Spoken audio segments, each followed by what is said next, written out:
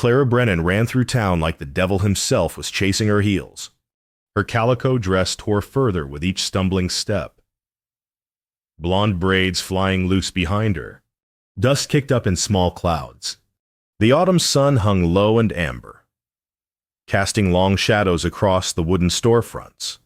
People stopped to watch. Mrs. Henderson paused mid-sweep outside the boarding house. Old Tom Fletcher looked up from his wagon repairs. The blacksmith's hammer fell silent. They all saw the terror on that 10-year-old face, saw the desperation in her eyes. Nobody moved to help. Clara had slipped out the back window not 5 minutes earlier. Ham. Through the warped glass, she'd heard them 3 men standing at her mother's door, their shadows falling across the threshold like vultures. Her mama lay inside, fever-sick and weak, coughing so hard it sounded like her lungs might tear. "Well, we know you're alone in there." "Widow," the tall one had said. "Time to discuss your husband's debts." "Oh." Martha's voice through the door, thin as paper. "Please, I'm sick. My daughter." "That's why we're being patient." "Mrs. Brennan." But patience runs dry. Clara hadn't waited to hear more. She grabbed her shawl and run. Now she scanned faces as she flew through the square, looking for someone, anyone, big enough. Her father used to say that when you needed help, you found the strongest back and the kindest eyes. Papa was gone 6 months now, thrown from a spooked horse. Neck broken quick and clean. The debts he'd left behind were neither quick nor clean. Then she saw him, outside the general store, loading flour sacks onto a cart like they weighed nothing at all. Isaac Brennan, no relation, just the same last name, though folks joked that all the big things in this territory carried that name. Mountains, rivers, and poor Father Isaac. He stood 6'6" if he stood an inch. Shoulders broad as a plow horse, hands that could palm a watermelon. But his movements were careful, almost delicate, like a man afraid his own body might accidentally break the world. Ishamba. Clara crashed into his legs and nearly bounced off. She grabbed his worn canvas pants, gasping.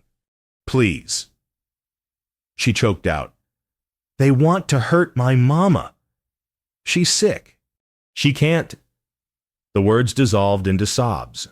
She looked up at him, this mountain of a man who the town called Poor Father, because he lived simple and helped anyone who asked, but never pushed himself forward. His eyes were brown and soft, sadder than a man his age should carry. Isaac froze. His massive hands hovered above her shoulders, uncertain whether to comfort or not. Behind him, 2 men from the saloon had heard everything. They suddenly found their boots fascinating. Child," Isaac said quietly, his voice surprisingly gentle. "Where's your mama?" "The cabin, edge of town." "They're there now. 3 of them." Clara wiped her nose on her sleeve. "They say Papa owed them money." "Gambling debts. But Mama's been sick 3 days and the fever won't break and they don't care. They just want—" She couldn't finish. Isaac looked past her toward the edge of town, where a thin line of chimney smoke rose against the darkening sky. Something shifted in his face. Not anger exactly. More like a man accepting a weight he'd been avoiding his whole life.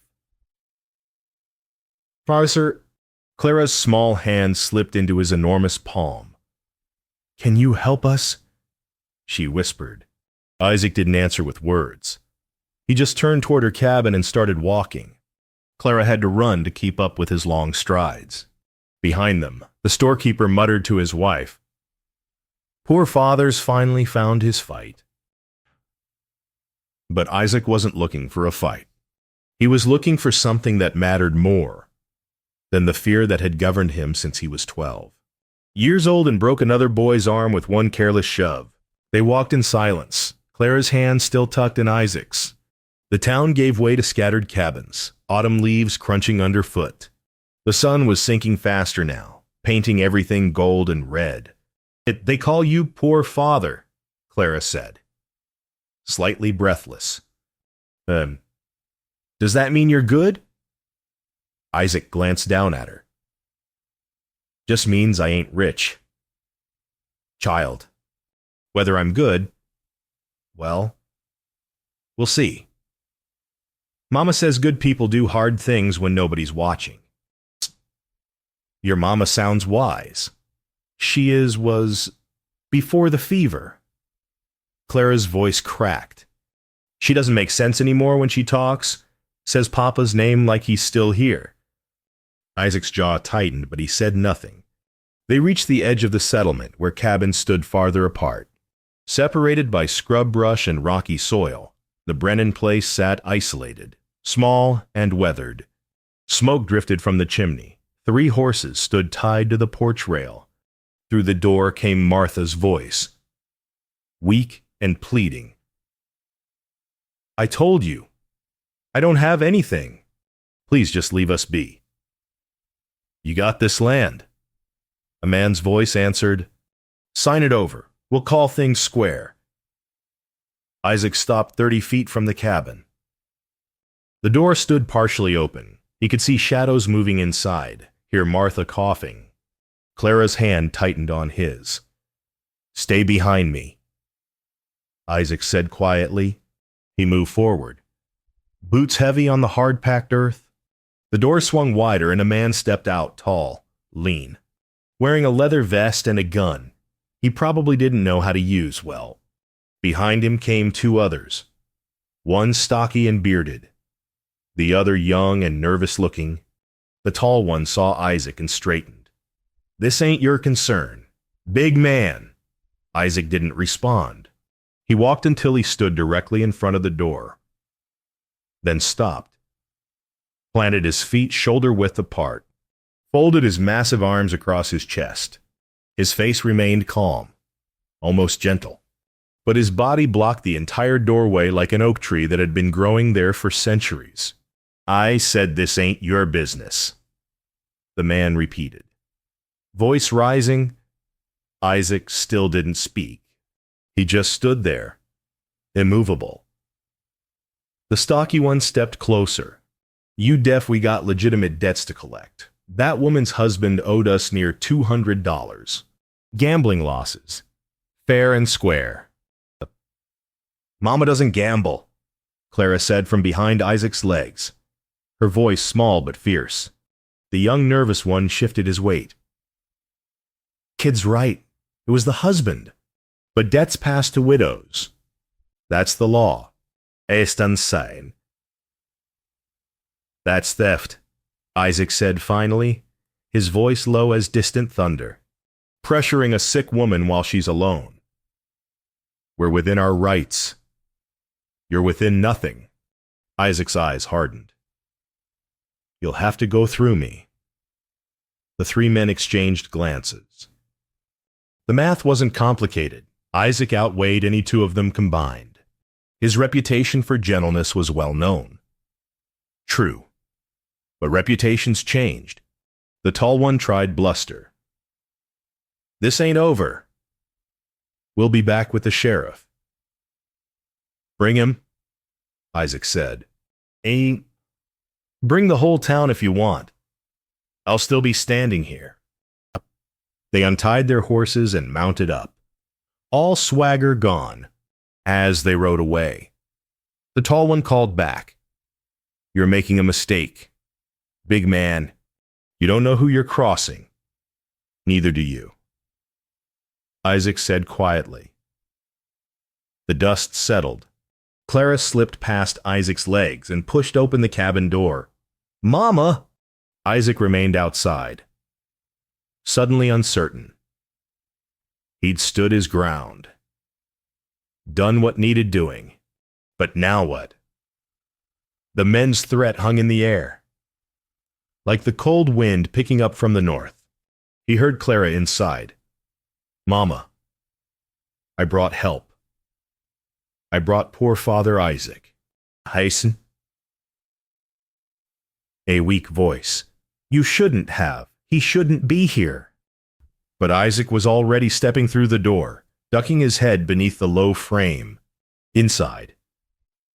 The cabin was small and spare, a single room with a bed against one wall, a table and 2 chairs, a stone fireplace with embers dying low.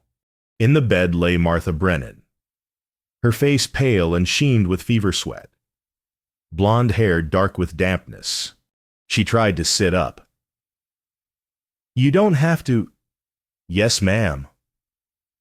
Isaac interrupted gently. I believe I do. Martha's eyes were glassy with fever but fierce with pride. I can't pay you. Can't pay anyone. I know. Didn't ask for payment.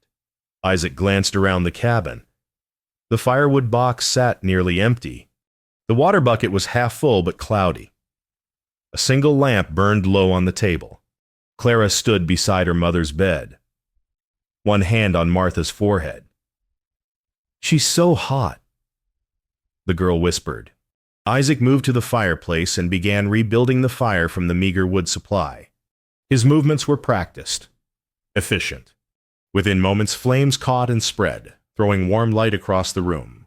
Those men, Martha said, coughing. They'll come back. Let them.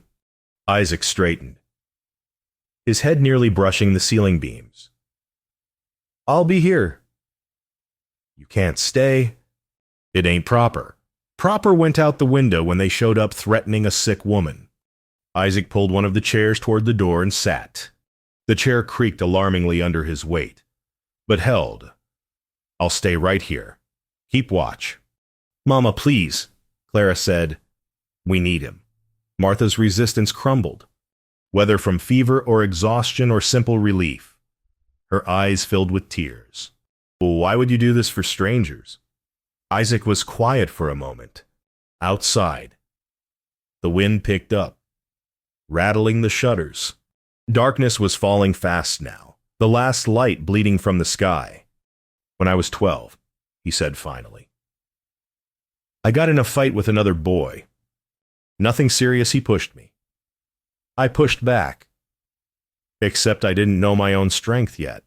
One shove and I broke his arm in 2 places. Heard it snap like a dry branch. Clara's eyes went wide. Martha listened. Her breathing labored. I swore that day I'd never use my strength in anger again. Spent my whole life making myself smaller, quieter, less threatening. Figured that was the right thing.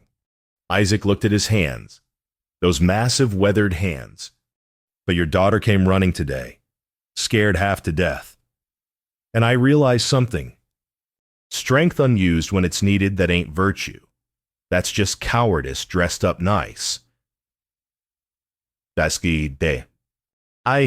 not a coward, Clara said fiercely. Trying not to be. Isaac met Martha's fevered gaze. So I'll stay. If you'll have me, those men won't get past that door while I'm breathing. Martha's voice was barely a whisper. Thank you. Clara brought Isaac coffee in a chipped cup. He wrapped his huge hands around it carefully, making it look like a child's toy. The girl settled on the floor near his chair, her back against the wall, her eyes already drooping. Night deepened. The fire crackled. Martha's breathing was rough and irregular, punctuated by coughing fits that shook the small bed each time she coughed. Clara would jerk awake, frightened, and Isaac would make some small sound of reassurance. Near midnight, the coughing worsened violently. Martha sat up, gasping, her whole body convulsing. Clara scrambled to her feet, terrified. Isaac moved without thinking. He crossed the room in 2 strides and knelt beside the bed. His massive hand settled gently on Martha's shoulder, steadying her through the fit. When it finally passed, Martha collapsed back against the pillow, exhausted. Her fevered eyes found his in the lamplight. "Why are you doing this?" Isaac had no answer. He just stayed there, kneeling beside her bed, his hand still on her shoulder until she drifted back into restless sleep. Clara curled up in the chair Isaac had vacated. Within minutes, her breathing evened into sleep's rhythm. Isaac settled himself on the floor by the door, his back against the wall. Legs stretched out. Even sitting, he seemed enormous in the small space. Through the window, he could see stars emerging, cold and distant. The temperature was dropping.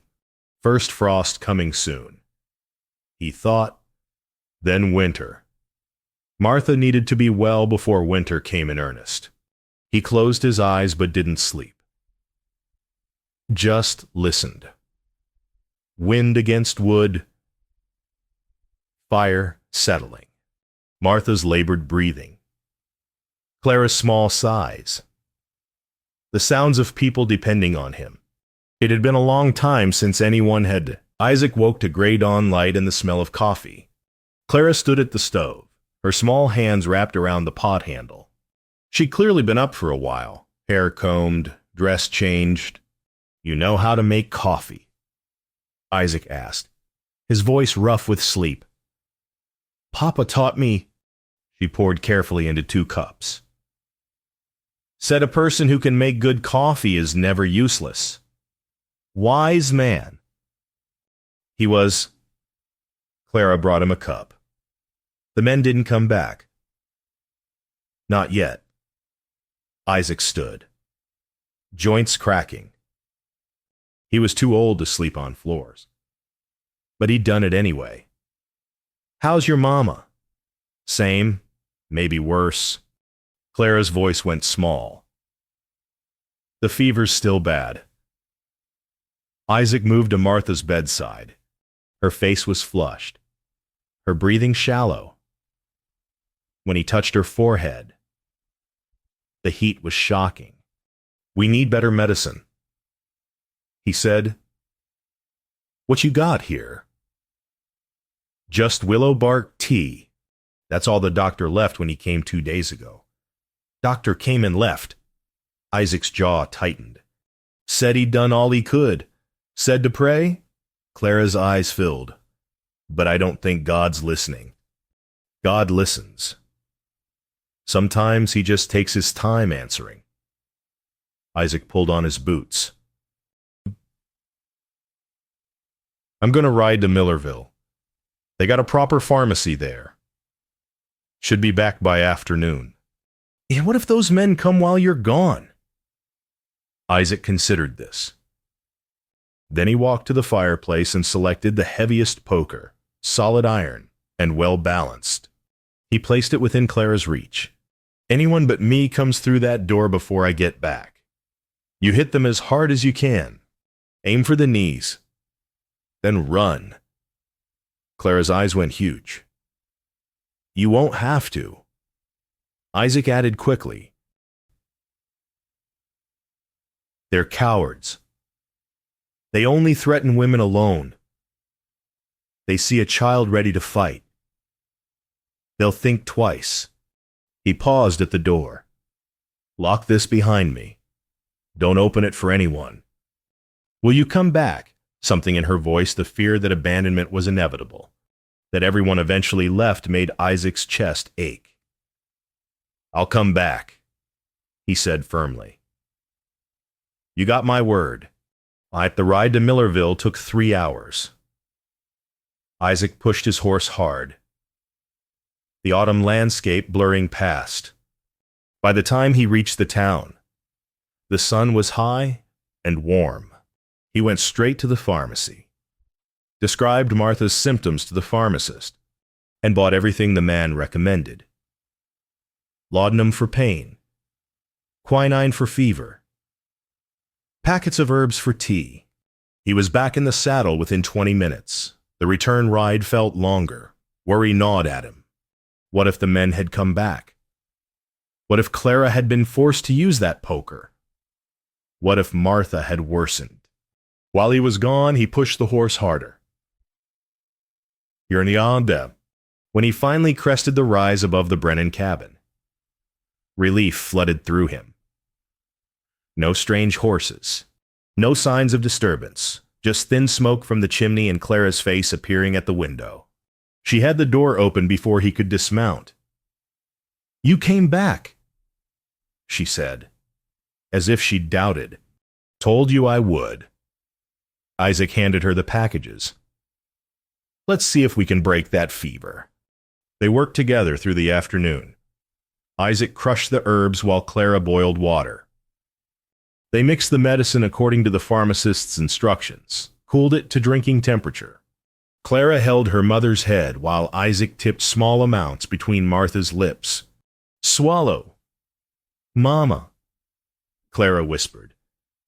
"Please swallow." Martha's eyes fluttered open. "Confused. Are James."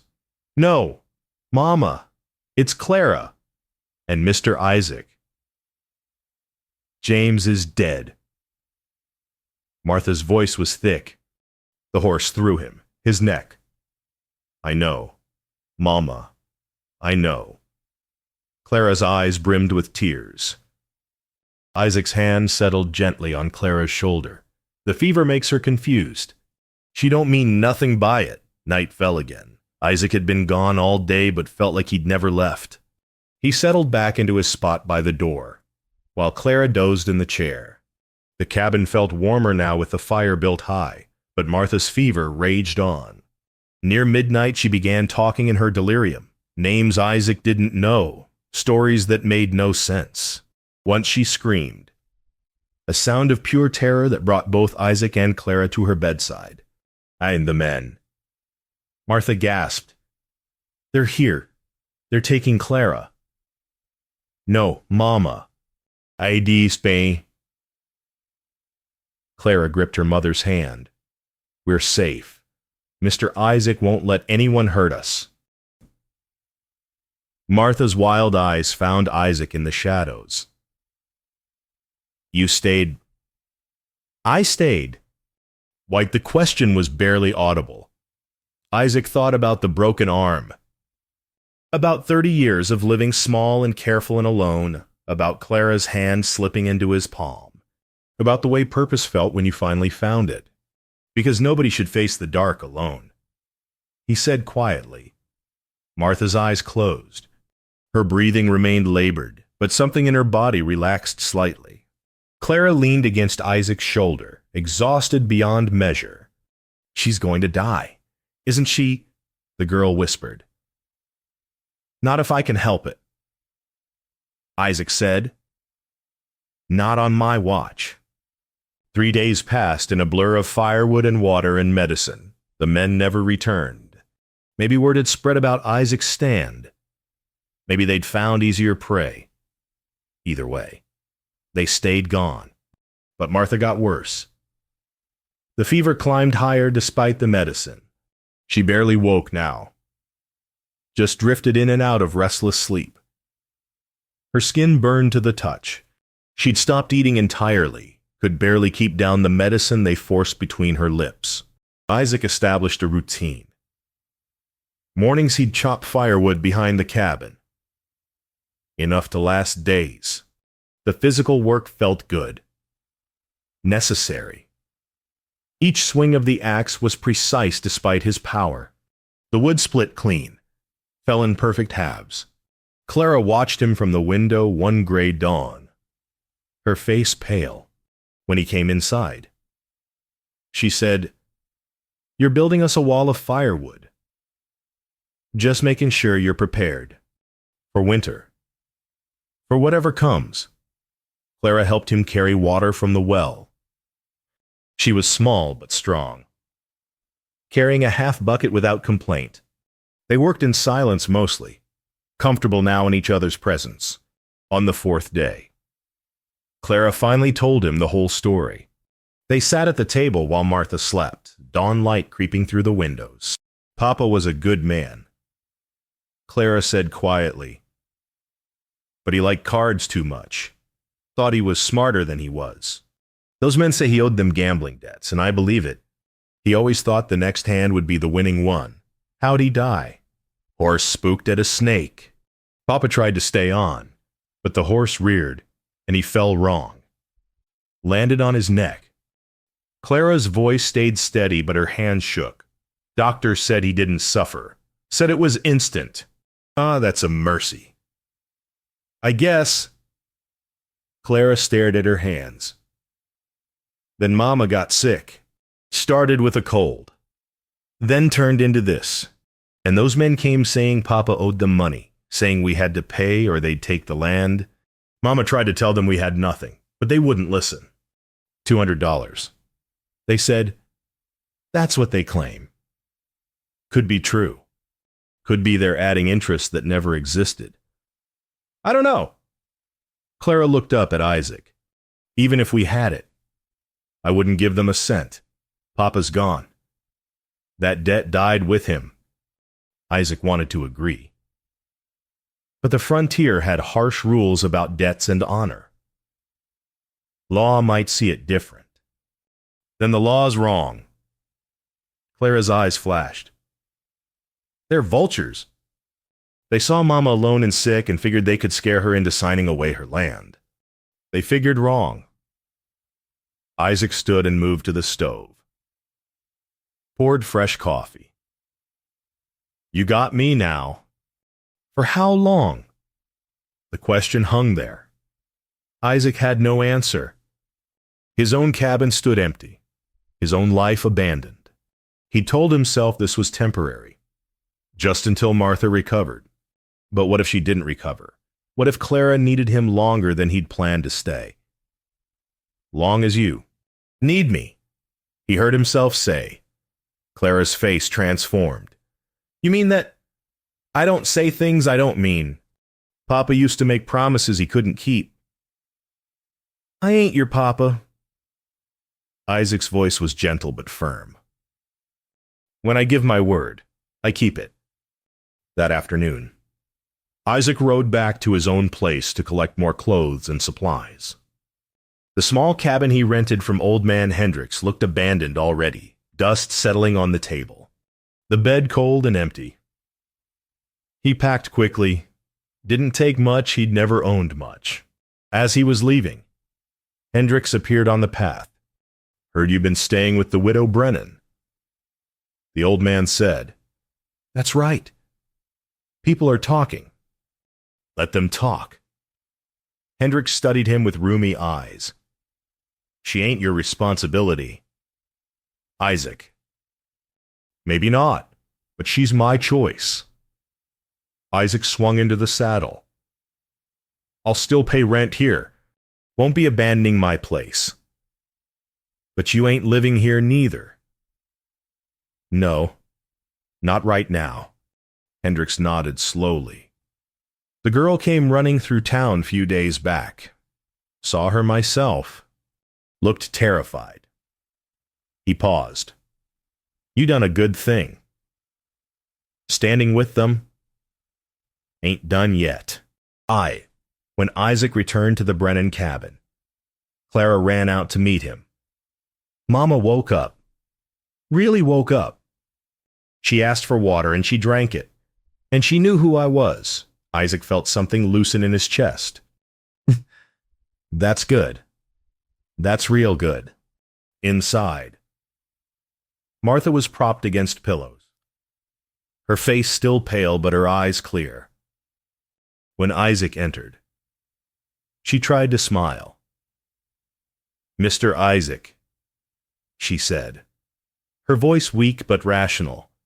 My daughter tells me you've been here for days. Yes, ma'am.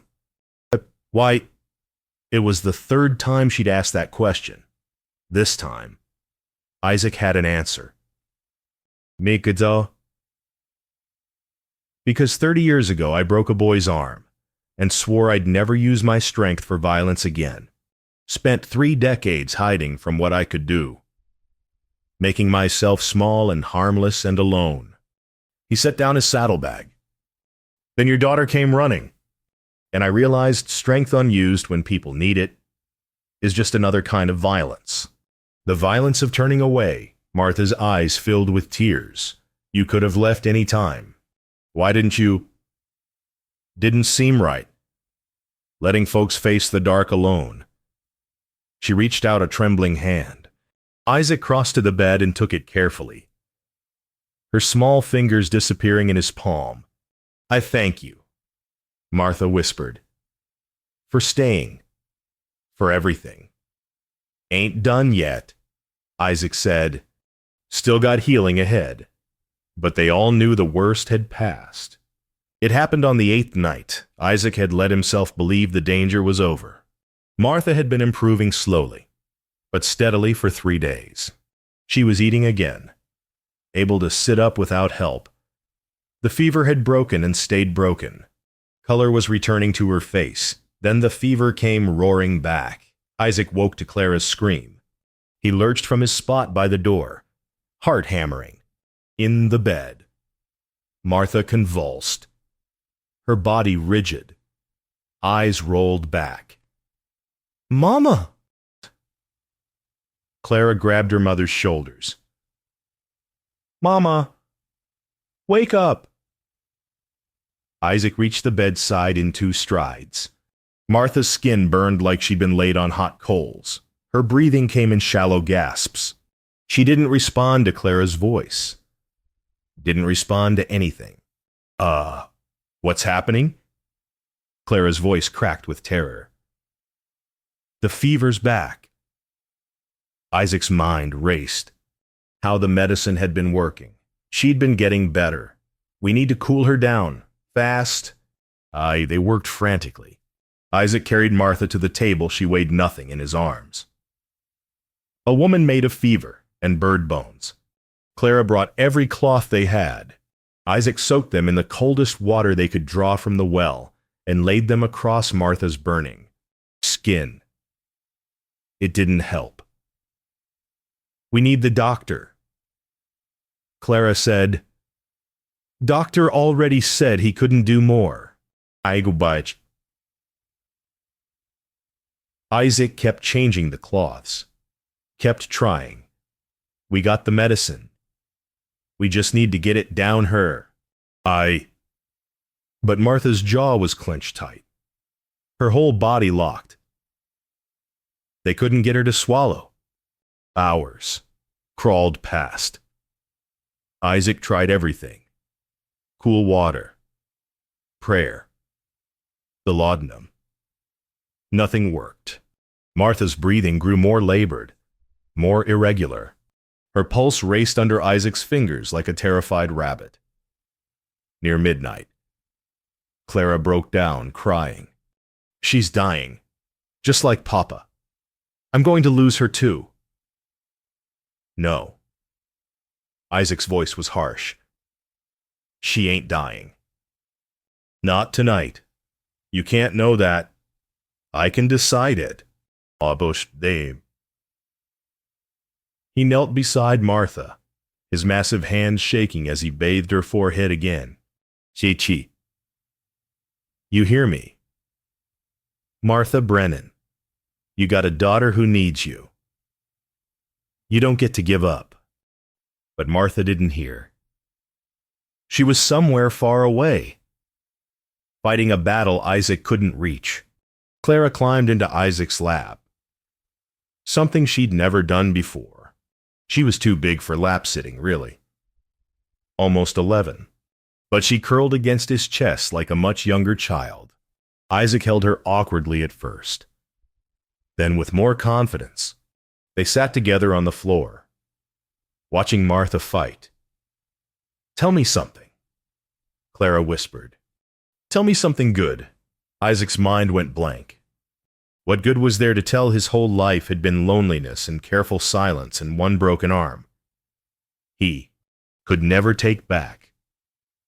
But then he thought of the past 8 days, of Clara's hand in his, of Martha's whispered thanks, of how it felt to be needed, to be useful, to be exactly as large and strong as God had made him. I used to think my size was a curse, he said quietly. Thought God made a mistake, making me so big and clumsy. Thought I was meant to be alone because I was too dangerous to be around people. You're not dangerous. Clara said, No, I'm not. But I spent 30 years believing I was... Isaac looked at Martha's fevered face. Then you came running through town, and your mama needed help. And I realized something. Maybe God made me this big for a reason. Maybe I was meant to be someone's shelter. You're our shelter, Clara said. You're my shelter. Isaac's throat tightened. He held the girl closer and kept vigil through the endless night. Near dawn, when the darkness was deepest and most complete, Martha's breathing changed. It became shallow, rattling. Isaac thought, This is it. This is how it ends. He gathered Clara closer and prepared to watch Martha Brennan die. Then something shifted. Martha's breathing eased. The rattling smoothed. Her body, which had been rigid with fever, relaxed slightly. Isaac touched her forehead with trembling fingers. The heat was less, not gone, but less. Clara, he whispered. The fever's breaking. Clara lifted her head. Are you sure? Feel for yourself. I thought... Clara scrambled up and touched her mother's face. Her eyes went wide. It's cooler. It's actually cooler. They watched in silence as dawn crept through the window. Slowly. Incrementally. Martha's breathing steadied. Her color improved from death, pale to merely sick. Her pulse, when Isaac checked it, had slowed to something approaching normal. The fever broke just as the sun rose. Martha's eyes opened, truly conscious for the first time in hours. She looked at Isaac, looked at Clara, and whispered, You stayed. Isaac's vision blurred. He hadn't cried since he was 12 years old, since the day he broke that boy's arm and swore to be different. But now tears ran down his weathered face, and he didn't try to stop them. I stayed, he said. Clara threw herself across both of them. Sobbing, Isaac found himself holding them both, this woman and child, who had somehow become his, and letting himself be, for the first time in 3 decades, exactly as big and strong and present as he was meant to be. Outside, the first snow of winter began to fall. 2 weeks passed. Martha regained her strength slowly but steadily. The fever didn't return. She could walk now. First just to the door, then outside to the well. Isaac stayed close, ready to catch her if she faltered. But she never did. Clara bloomed. The fear that had haunted her eyes faded. She laughed again, told stories about her father that were funny instead of sad. She taught Isaac to make biscuits using Martha's recipe, and he learned, despite his huge clumsy hands making a mess of the dough. You're hopeless at cooking, Clara declared one morning, surveying the disaster he'd made. Never claimed otherwise. Isaac said, But you're good at other things. Like what? Like staying, like keeping promises. Clara looked up at him with absolute trust. Like being exactly who you are. Martha watched them from her chair by the fire.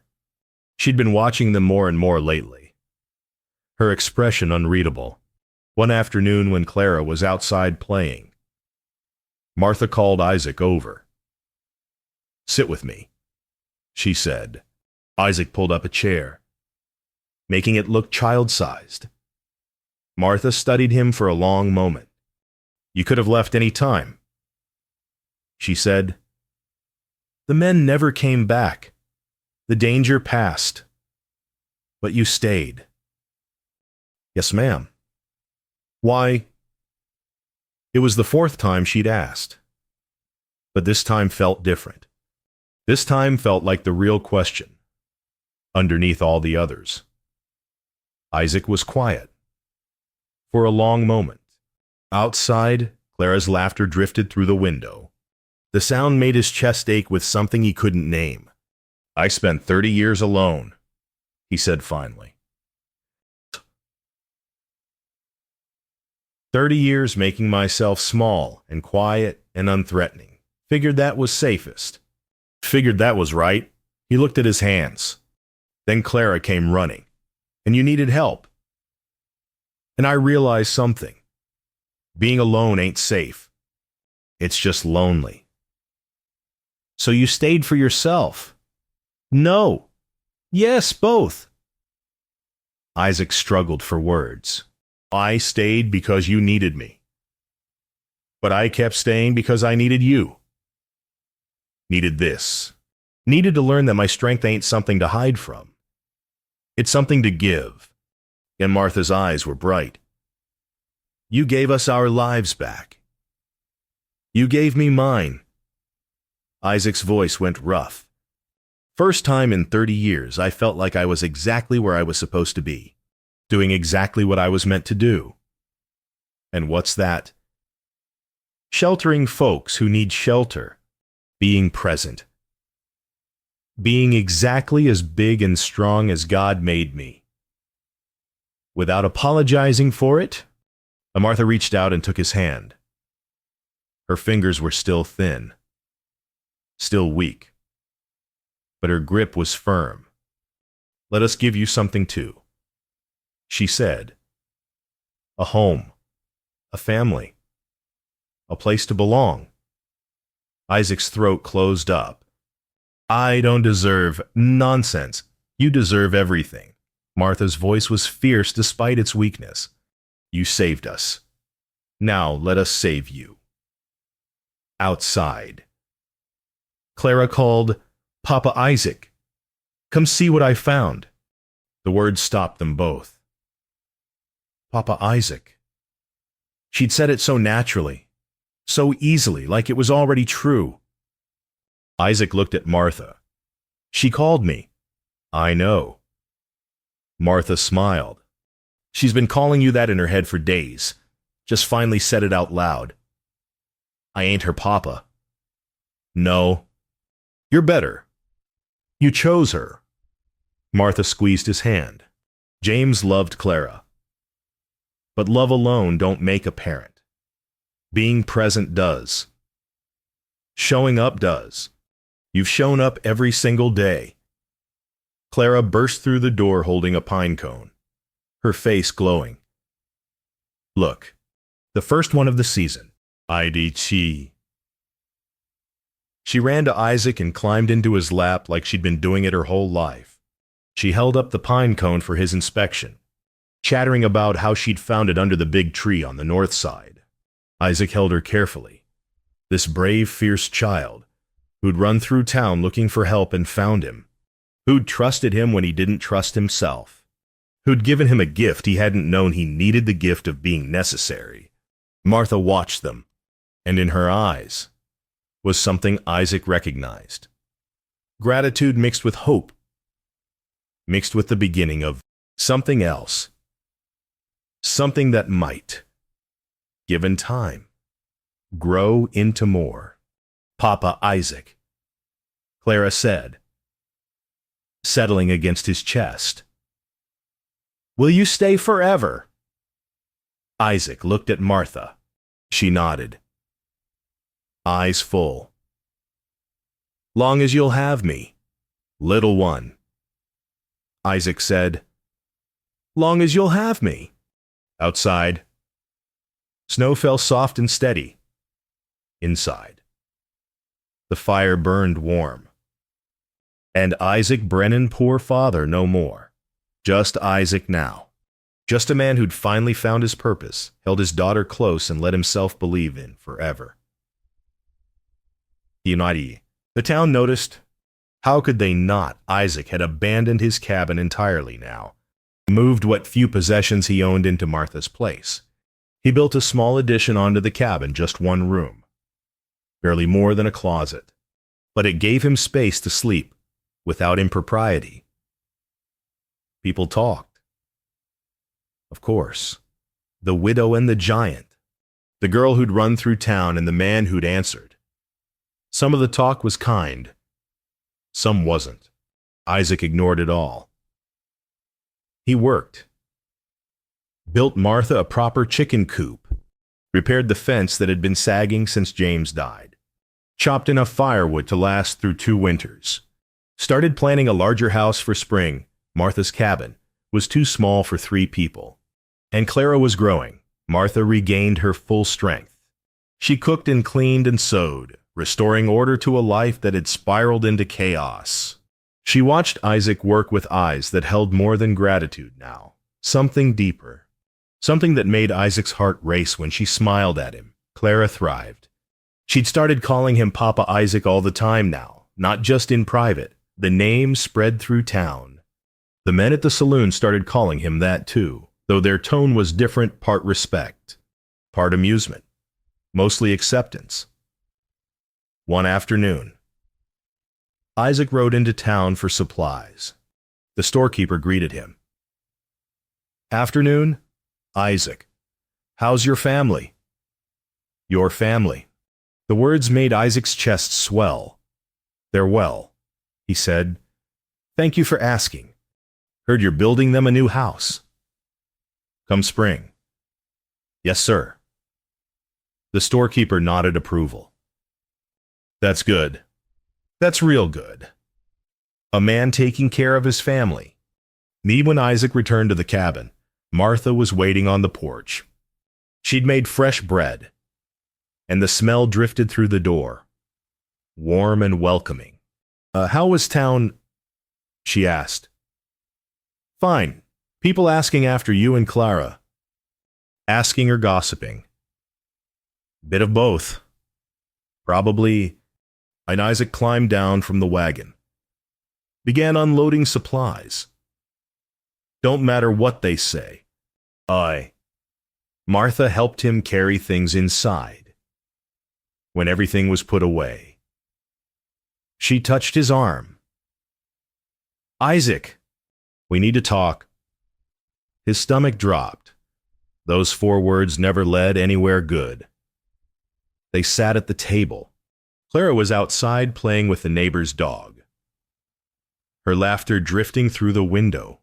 Martha folded her hands, gathering courage. "Those men," she said. "The ones who came about James's death. They haven't returned. Good riddance. But the debts are still real." Martha's voice was steady but sad. "I can't just ignore them. That's not right. You got nothing to pay them with. I have this land." "No." Isaac's voice was firm. "We ain't giving them this land. The word hung between them. Isaac realized what he'd said, how he'd said it. Like it was already decided. Like this was his land too. His family. His fight. "Yes," he said quietly. If you'll have me." Martha's eyes filled with tears. "Isaac Brennan, are you asking what I think you're asking? I'm asking if you and Clara would do me the honor of letting me be your family, legal and proper.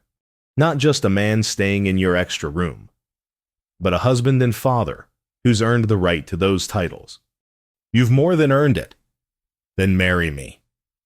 Martha, let me give you my name and my protection and everything I have. Let me raise Clara as my own. Let me build you that house come spring, and fill it with whatever you need."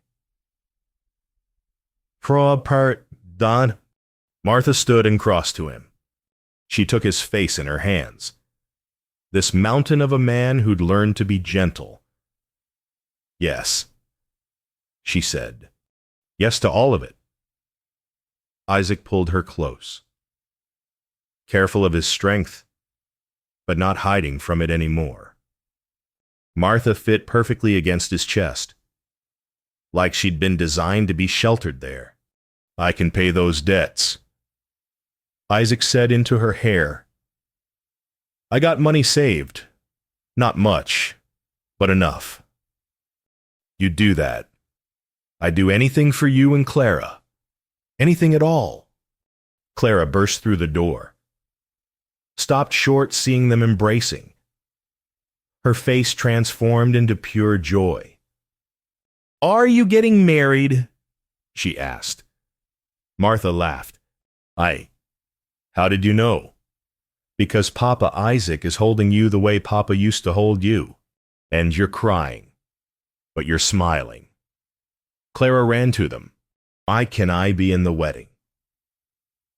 "You can be the whole wedding if you want," Isaac said, scooping her up with one arm, while keeping the other around Martha. "You're the reason for all of this. You ran looking for help, and you found me. And now here we are. I found you because you were the biggest person in town." Clara said, "I figured biggest meant strongest. I can just be." "You figured right. But biggest also means gentlest. I didn't know that until I met you." Isaac's eyes burned. He held his family, and they were his family now, truly and completely, and let himself feel the full weight of what had happened. He'd gone from alone to belonging, from hiding his strength to using it rightly, from poor father, a nickname that spoke of isolation and poverty, to Papa Isaac, a name that meant love. "Thank you." He whispered to them both. "Thank you for running. Thank you for letting me stay. Thank you for showing me what I was meant to be." "What's that?" Clara asked. "Yours." Outside, winter deepened its hold on the land, but inside the small cabin, warmth radiated from the fire, and from the three people standing in its glow, holding each other, holding on to this improbable family they'd built from desperation and courage and faith. Spring would come. Isaac would build them a house. The debts would be paid. The men who'd threatened them would fade into memory. But for now, this moment was enough. More than enough. Everything. 3 months later, first thaw arrived. Isaac stood outside the half-built house, hammer in hand, surveying his work. The frame was up, solid and square. The roof would go on next week.